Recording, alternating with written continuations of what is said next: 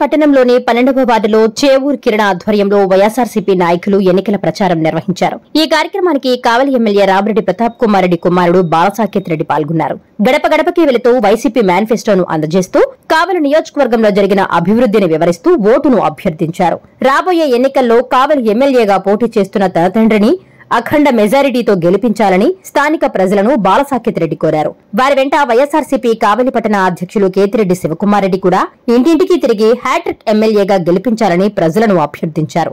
ఈ కార్యక్రమంలో పలువురు వైసీపీ నాయకులు, స్థానిక వార్డు ప్రజలు పాల్గొన్నారు.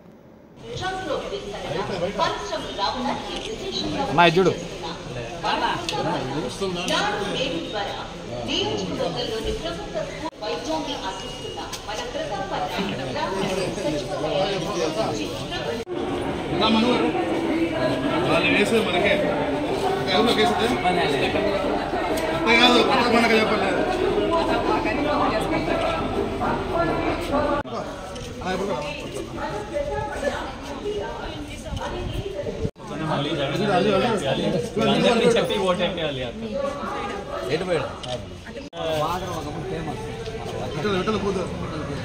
అందరికీ చెప్పి ఓటేయాలి